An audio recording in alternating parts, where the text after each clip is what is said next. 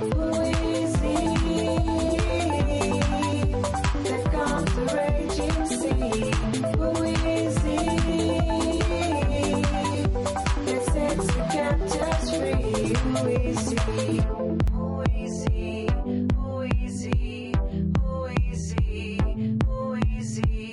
God, Redeemer, Savior, Prince of Peace is He.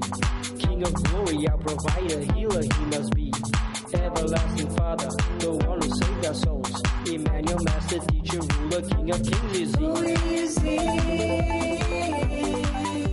that calms the raging sea? Who is He?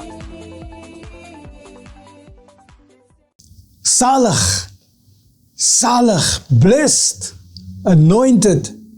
Ek onthou, baie jare terug, ek was werksaam koöperatief gewees, en wanneer ek my vervoer werk so gevat het, was het met die publieke vervoer gewees, ek het die trein gery, en soos ek nou hier aangetrek is, so het ek werk toe gegaan, met 'n baadjie en 'n das, en met tassie en sovoorts.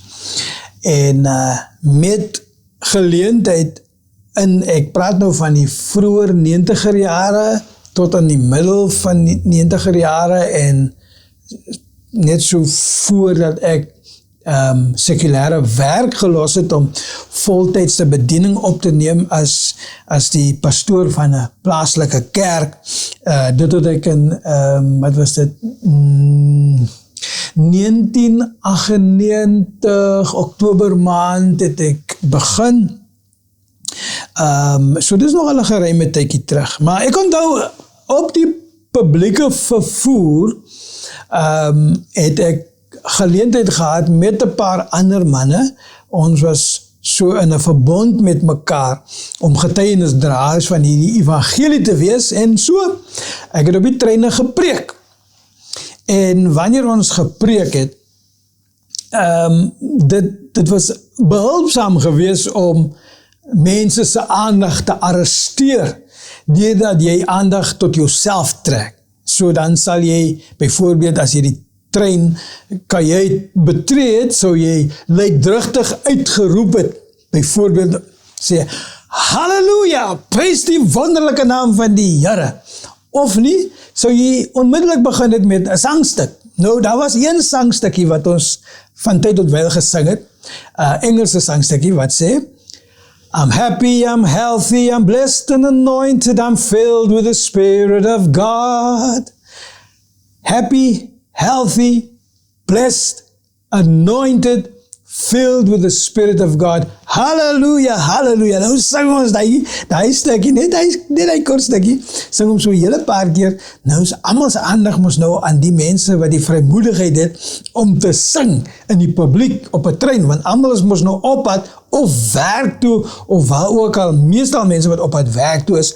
En van daar af het jy natuurlik mense se aandag, dan sou ons mense groet, en met mense praat oor die dinge van die Here, of 'n getuienis dra, of miskien 'n sangstuk insit. Een van my maats, een van my vennote, een van hulle wat saam met ons was 'n man by die naam van Henry Daniels. Henry Daniels was 'n sersant gewees in die lugmag by Eysterplat, en hy is nou al dekades lang in New Zealand. En Henry het 'n wonderlike stem gehad. Hy kan daardie vlakke bereik wat my stem nou glad nie kon draai nie. Dan sing Henry, die mense so 'n vervoering gehad met sy sangstukke om die Here te verheerlik met hierdie koortjies. En die idee was om uit te beeld in die publiek dat dit is 'n geseënde toestand om die Here te kan dien. It is a blessed state to serve the Lord. Kom ons bid saam. Vader in die hemel, ons dankie vir die voorreg om getuienisdraers te wees van hierdie goeie nuus, die evangelie van Jesus Christus. How beautiful, how wonderful, how beautiful on the mountains are the feet of him who brings good news, glad tidings of peace. Here, ons kan hierdie evangelie vat, hierdie goeie nuus vat, en mense se lewens betree, en hulle vertel, en duidelik maak, dat God is nou in 'n gemoed om ontvanklik te wees teenoor mense wie na hom wil kom met bekering. Dankie vir u aanvaarding en dankie vir die gesag en die salwing om 'n seëning na te laat. In Jesus naam bid ek. Amen. Die skriflesing vir ons vandag is opgesom in Psalm 65. 65,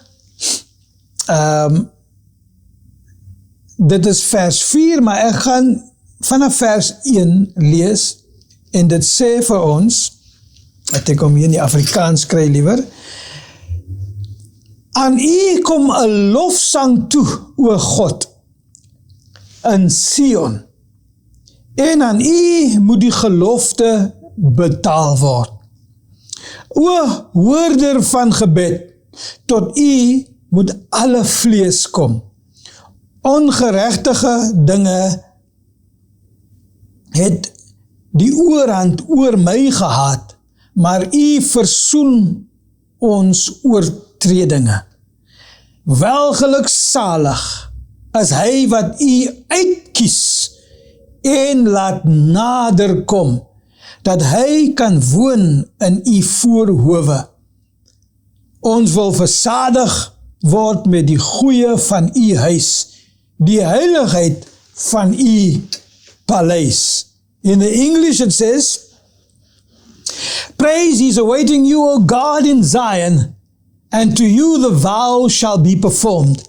O you who hear prayer, to you all flesh will come. Iniquities prevail against me. As for our transgressions, you will provide atonement for them. Blessed is the man you choose and cause to approach you, that he may dwell in your courts. We shall be satisfied with the goodness of your house, of your temple. Halleluja, wonderlik, wonderlik. Ek het hierdie skrifgedeelte gekies, omdat ek 'n bietjie van 'n uitbreiding wil doen rondom hierdie gedagte van welgeluksalig, of salig, blessed, of geseend, as nog 'n manier om die uitdrukking na vore te bring. Geseend, salig, blessed is the man, is the person, the one whom you cause, die een wie u uitkies en toelaat om nader te kom. Now, it is a strange thing that one would almost imagine that it is your prerogative at will to make the decision to approach and to draw near to God. Maar kyk maar net in die samelewing. Hoeveel mense oefen daardie soort vrymoedigheid uit? Hoeveel mense oefen dit? If we say it's our privilege, it's our prerogative, but we don't engage in it, ons doen dit nie, dan help dit vir ons om te verstaan, daar is nog 'n meganisme wat dalk uitstaande is, en daar word dit van gepraat. It says, blessed is the man whom you, O Lord, whom thou, soos die King James sal sê, causeth to come near unto thee.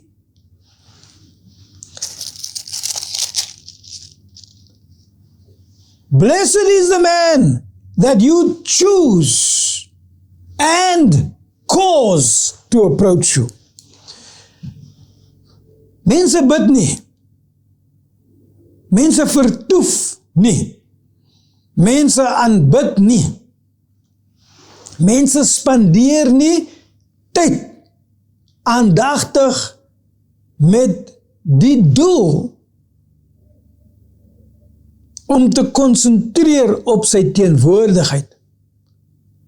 mense doen dit nie, soos dit moontlik is om te doen. Dalk is dit die geval, omdat iets 'n struikelblok kom word tussen die mens en God. In die geval van die eerste ouers, Adam en Eva, ons ken die geval, dit is histories en as 'n rekord opgesom in Genesis, dit sê, dat dit was God se siklus en gewoonte, dat op die aandwindjie sy teenwoordigheid die tuin van Eden sou betree, dan sou Adam en Eva haas maak om met hom te verkeer en te vertoef en tyd met hom te spandeer, en daar sou hulle, die Engelse woord is, fellowship het. Hulle sou in bediening met God betree,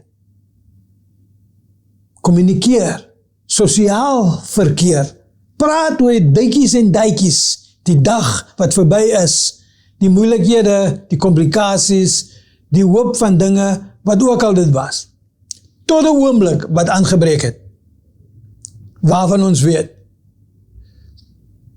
toe Eva die dwaal van die Satan geglo het, en haarself vervreemd het, deurdat sonde in haar natuur ingekruip het, en Adam self die besluit gemaak het om dieselfde te doen vanweë sy liefde vir Eva. En beide van hulle verkeer toe in 'n toestand van vervreemdheid. Hulle was verskimmel gewees teenoor God. En toe God met die volgende geleentheid hulle nader, het hulle self weg gaan steek.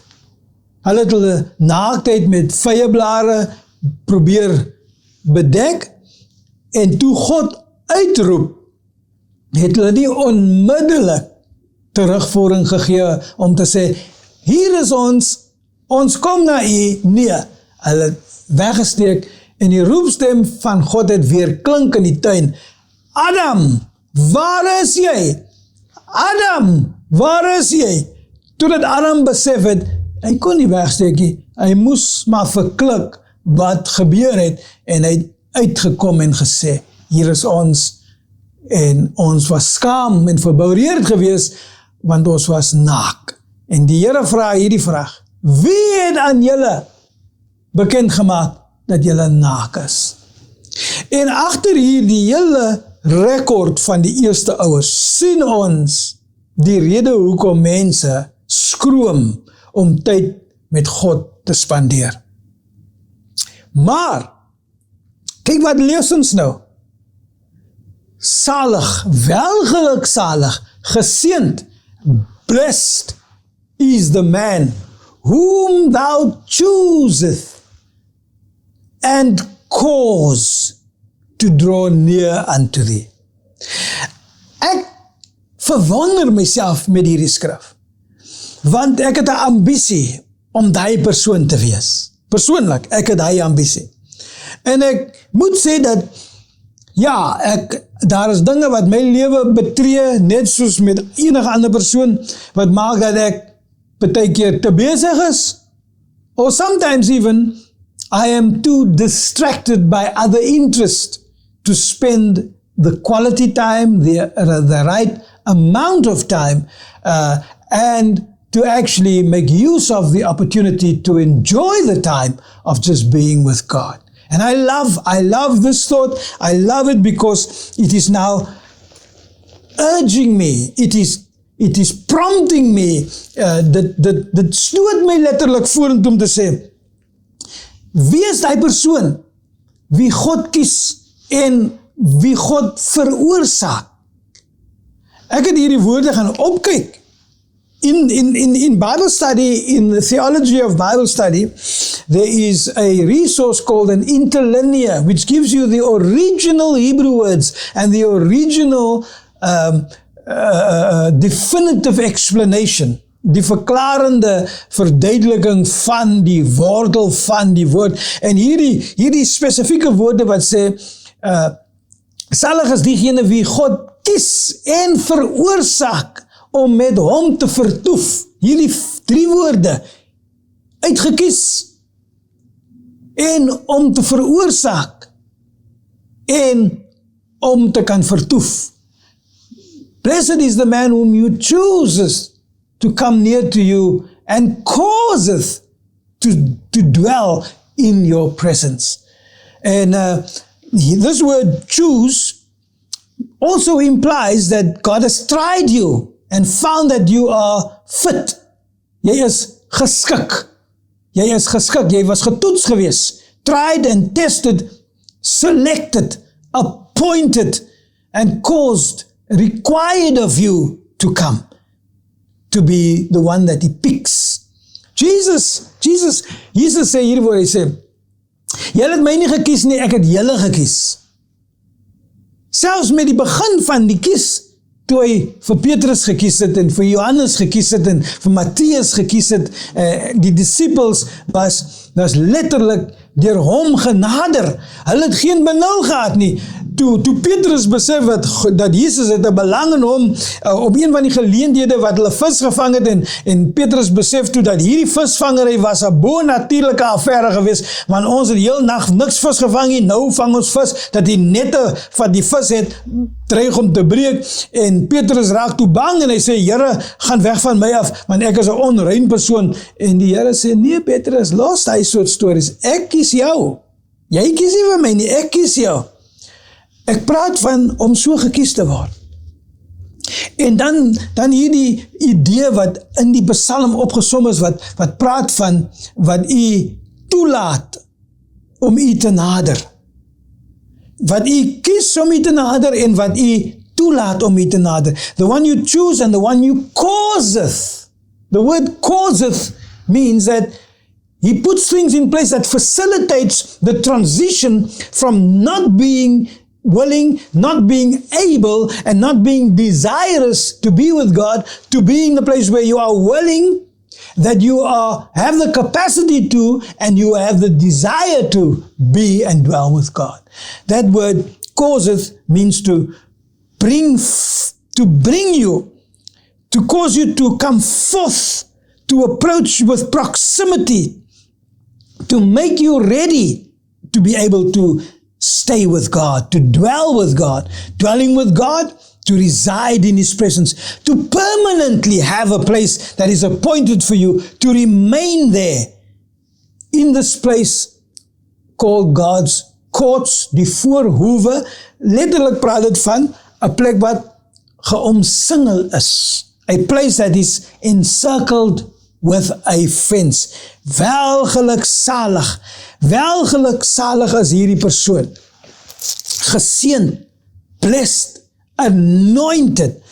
In die boek van Psalm 4 byvoorbeeld, en ek wil hierdie ook 'n aanhaling maak, Psalm 4, ek maak gou haas om daar te wees.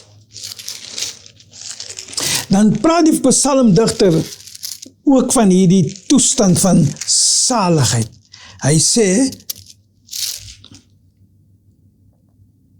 but know that the Lord has set apart for himself him who is godly. The Lord will hear when I call to him. En dit begin, en dit is binne die raamwerk van 'n kantlyn instruksie wat sê Selah. There's a marginal instruction right there in the writing, it says Selah. En Selah beteken letterlik 'n instruksie. Moenie haastig wees om verby hierdie ding te lees nie. Wag 'n bietjie, sit 'n bietjie, bepeins die ding, dink hom deur. Laat hom insink. Verbeel jouself in wat jy nou hoor. But the Lord knows, and you must know that the Lord has set apart for himself the one who is godly. The Lord will hear when I call to him. When I am initiated to pray, my prayers are heard. My prayers are not just recitations. My prayers grasps the attention of God. Dit vang die verbeelding van die Here, en die Here skenk aandag aan hierdie gebede. Weer eens in Psalm 36 vers 8 sê, they are abundantly satisfied with the fullness of your house, and you give them drink from the river of your pleasures. You give them drink from the river of your pleasures. Nou, vir my is dit 'n wonderlike gedagte, want toe ek die res van die skrif lees, het ek besef, dit gaan rondom die gedagte dat die persoon 'n versoeningsplatform met God bereik het, waar iets in plek gestel was vir die persoon se vervreemdheid en die verskimmeldheid, dat dit verwyder kan word, dat dit nie meer bestaan nie. En ek dank God vir die voorreg om hierdie ding te kan verstaan en myself te beywer in wat dit voorstel. Ek wil graag altyd, dis my ambisie, dis my droom, dit is my doelwit, dat ek 'n geseënde, gesalfde persoon moet wees. En nou sê dit vir my, ek moet dinge in plek sit vir myself, om God se aandag te trek, dat God toestemming mag verleen, vir my, om nader getrek te word. Hoe gaan ek dit doen? Ek gaan my Bybel begin dikwels oopmaak en lees, en ek gaan aanspraak maak op die Heilige Gees om dit vir my duidelik te maak, dat ek dit kan sien en verstaan. Ek moet oomblikke afstaan in my dag, in my week, in my maand, wat ek vir myself sê, ek raak nie aan kos wat by my mond ingaan nie. Ek wil liewer tyd spandeer om God se plan, God se eindbestemming te leer, te verstaan en te glo. Ek wil myself ingroef te midde hulle wie God aanbid, wie sing, luidrigtig uiting gee, om God te loof, te prys, om te jubel in sy teenwoordigheid. Welgeluksalig, geseënd and blessed is the man that thou causeth and chooses to come near unto thee. Ek wil nader aan die Here wees, want ek wil 'n geseënde persoon wees. Ek wil te midde mense wees, en dan moet mense kan voel, God het my gesalf. God seën my. Ek kon nou die getuienis van 'n man van God wie se lewe ek gestudeer het, Charles Grandison Finney. Hy was 'n prokureur gewees wat tot redding gekom het op 'n baie dramatiese manier. Hy was 'n presbyteriaanse kerkpersoon. Hy was die koorleier gewees onder andere. Maar toe hy tot redding kom, het hy God gesoek. Hy het God genader. God het hom gekies om na aan God te kom. En God ontmoet hom in die doop van die Heilige Gees. Hy vertel 'n storie eendag van hoe hy op pad na 'n bestuurder se kantoor in 'n fabriek was. Dus in die industriële revolusietyd. En toe hy hier in hierdie fabriek deurstap, 'n baie groot fabriek met baie vroumense wat daar gewerk het, en van hierdie vroumense was ongemanierd gewees. Hulle het die man van God gevleit en gefluister en geroep, "Ai, mooi ding," en sovoorts. En hierdie man van God, soos hy oor die fabriekse vloer geloop het tot 'n stilstand gekom. En het omgedraai en het gekyk in die rigting van waar hierdie vrouens se stemme uitgeroep het na hom toe. En het net gekyk en gestaar. Daar was so 'n salwing, so 'n geseënde toestand op hierdie man, dat sy kyk alleen in die rigting van die vrouens wat na hom geroep het gemaak, dat hulle onmiddellik in 'n skok gegaan het. En die salwing van oortuiging het hulle oorval. En die vrouens het begin huil en ween en uitroep en begin skree. Dat het letterlik ontketting dat die hele fabriek onder die salwing van die Heilige Gees toestand gekom het, terwyl die man van God net daar gestaan en kyk het. Die bestuurder het uitgehaas om te kyk wat hier gebeur. En soos hy uitkom, het hy ook onder die salwingsindruk van oortuiging gekom. En die Here het 'n wonderlike werk daar gedoen, omdat die man, Charles Grandison Finney, die besluit gemaak het, hy wil geseënd wees. Hy wil welgeluksalig wees. En hy wil gekies wees deur God. En hy wil toelaat dat God veroorsaak, dat hy God kan nader, sodat hy die Gods atmosfeer rondom hom kan dra waar ook al hy gaan, omdat hy 'n permanente blyplek met God gewerf het. En waar hy gaan, sou God gaan. Ek wil dit vir my lewe hê. Wil u dit ook nie vir u lewe hê nie? Sodat ons werk as getuienisdraers van die evangelie vergemaklik kan word, omdat die Heilige Gees in Jesus naam ons ondersteun. Ons bid. Vader, ons wy onsself toe om deur u gekies te word en dat u mag veroorsaak dat ons u mag nader, sodat ons met u mag woonplek vind in u voorhoewe. Seën ons lewens, my God. En nou mag die liefde van God, die troostvolle gemeenskap van die Heilige Gees en die genade van die Here Jesus Christus bly en sy met ons as 'n verrykende seëning. En ek bid dit in Jesus naam. Amen.